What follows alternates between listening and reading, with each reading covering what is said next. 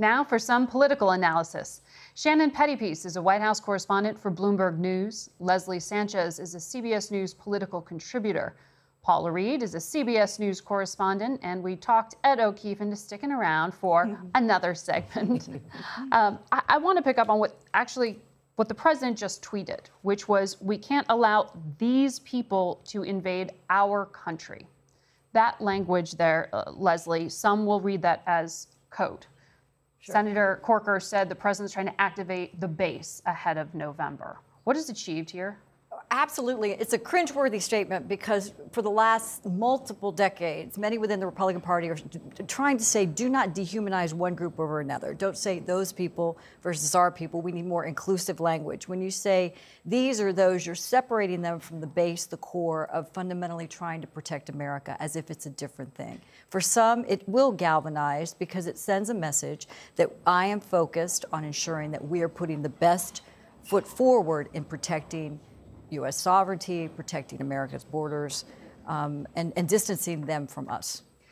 But the president would argue that this is about, as he would lay out, merit-based immigration. This is not about letting people, he uses language that describes sort of flooding, coming over the border, uncontrolled situation. Yeah. I don't even think it's code. I think he is very clear in what he is saying. And when he talks merit-based immigration, he is very clear. I mean, those comments he made in private in the Oval Office that he wanted more people from Norway and fewer people from Africa and the African nations. He is very clear about where he is on this. And this issue of immigration is one of the most powerful issues for his base.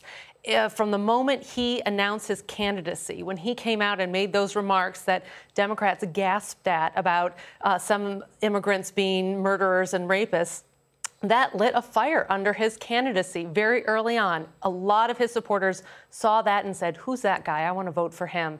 And I was at that Duluth rally on Wednesday, and the moment that the crowd was the most engaged was those conversations about immigration. That's when they were most engaged. That's when they were most fired up. This is a key issue for him. When I talk to people involved with the campaign, they say he cannot go soft on immigration. His supporters want that wall. What's so interesting is that what you're describing is a motivating thing for people to go and vote. But Ed, then their elected representatives, when they get here, immigration becomes something that is totally paralyzing, right, and they can't legislate around it. It has been this entire century. These two parties haven't been able to sort it out. They're going to try again in the House, we think, this week.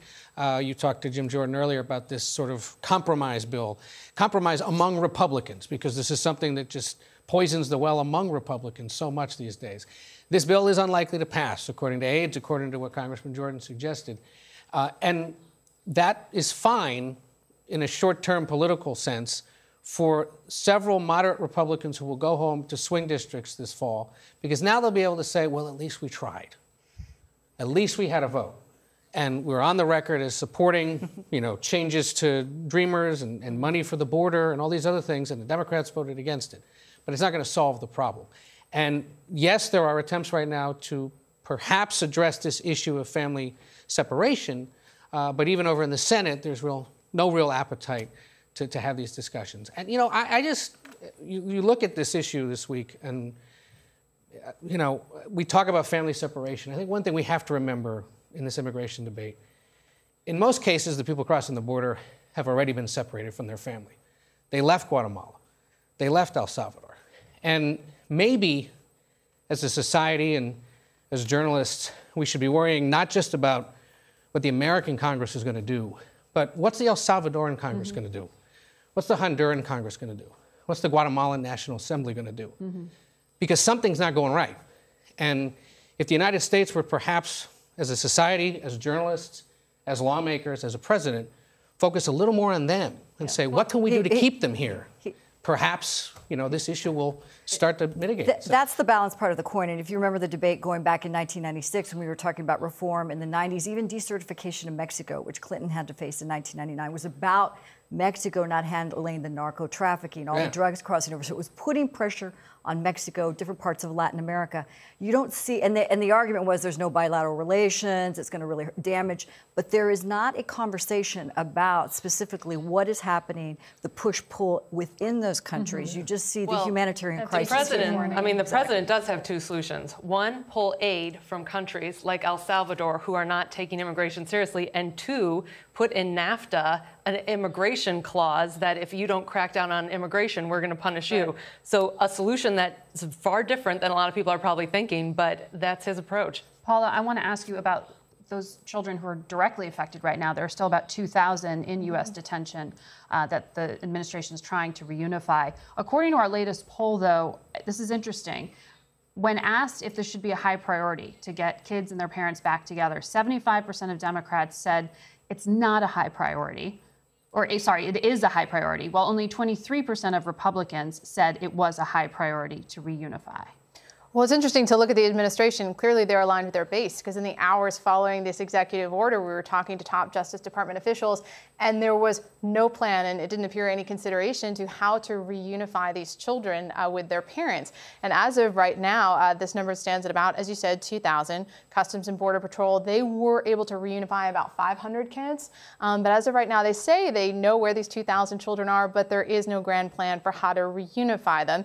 And in about 3 weeks, unless Congress takes action or a judge in California agrees to modify this rule that says you can only keep a child in federal detention for 20 days, they're going to have to once again start separating families again and have to add to that number. So it is really surprising that over the course of this week, reunifying those children with their families has not been a top priority. And that is that Flores ruling, that time duration you talked about. And Senator Corker was saying he thinks there might be some way to legislate to give the administration essentially more time, but that just means keeping families behind bars. Exactly, and then you're going to run into litigation over whether or not you can indefinitely detain children. And children will then be forced to sort of decide, do you want to argue to stay with your family in detention indefinitely up against that 700,000 case backlog, could take years, or do you want to be separated from your family? But as of right now, the executive order, it did not change the administration's policy. They will continue to prosecute every adult who crosses the border illegally. The only difference is now they're trying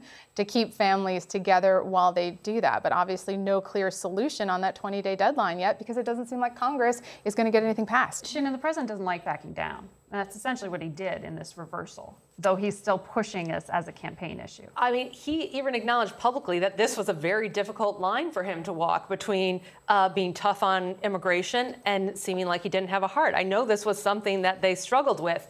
Within the White House, it was very obvious once this became a visual story, once there were photos, once there was audio, that something had to be done. But that executive order also did something where it knocked the legs out from under a lot of attempts in Congress. It pulled away any leverage Congress had to say, listen, we have to do something immediately. Look at the videos, look at the photos, look at these sounds. We have to act. Once that executive order was out there, it took a lot of pressure off Congress. So if there was maybe a 10% chance something would happen, I think it's probably around a 2 to 5% chance. Yeah, no, it took the legs out from under it. And again, they'll try this week. There is, even if this House compromise bill fails, there are proposals to just focus on the family, so to speak, but even that may not make it through. And the issue over in the Senate is you've got two competing proposals that would essentially allow the families to stay together, and the question will be, do they stay behind bars together, or can they be released? Catch and release is something the president campaigned against and Republicans don't like. I think there's many Republicans who feel it was an unnecessary evil, and just to put stark contrast on that. But if you back up on this issue a little bit and you look, the president found America's pain point.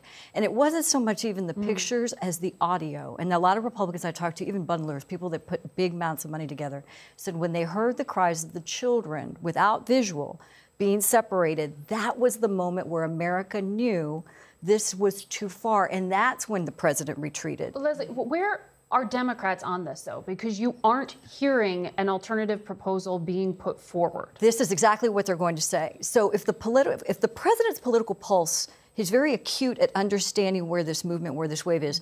This is breaking up the status quo and the establishment Republican base that's never done anything more, many Republicans would argue, than 10% better than the Democrats. This is actually forcing border security and some sort of enforcement on the U.S.-Mexico border.